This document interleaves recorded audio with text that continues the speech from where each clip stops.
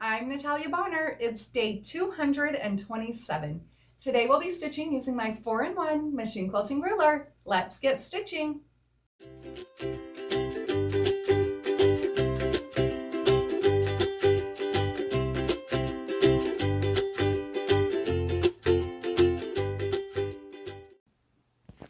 I'll start out by using my blue Mark Be Gone marker and a rotary type ruler and marking a 9 patch through the center of this quilt. Now I mentioned this in the last two videos, I'll mention it again today, but throughout this next series I am going to be showing some of my markings with you. Obviously, if this was a real quilt and I was really quilting it like a normal quilt, I wouldn't have my machine positioned right where it is, but I have it there so that you guys can see how I'm actually marking out my designs.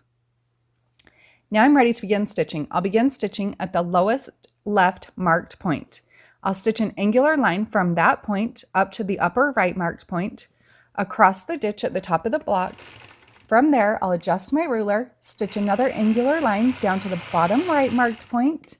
When I get to there, I'll adjust my ruler, stitch in the ditch up to the top marked point, and then repeat this same process on the bottom side, traveling down to the bottom of the block, and then back over to the left-hand side of the block. Once I've stitched those lines, now I'm going to go through and add a little bit more detail to this block. So from the left side of the block, you'll see that I stitched a straight line into that center corner point.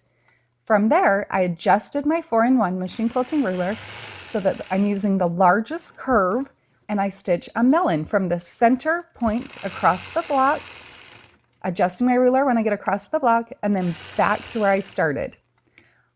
I'll continue traveling using my 4-in-1 machine quilting ruler over to the opposite side, so I'm stitching a straight line across the top, over down the right side, where I'll again stitch another one of those melons in the center of this quilt block. From there, after I stitch the second melon, then I'll complete this design by stitching a few more of those straight lines on each of the corners, then stitching in the ditch all the way around the outside of the block.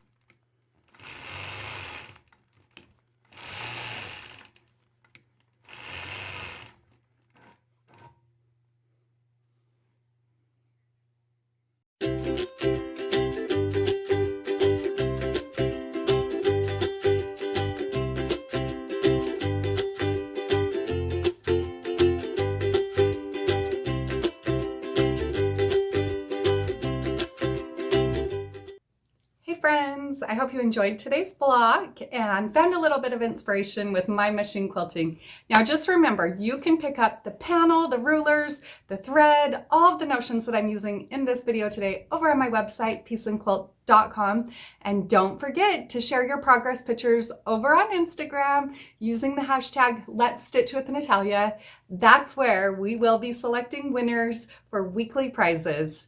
See you all tomorrow.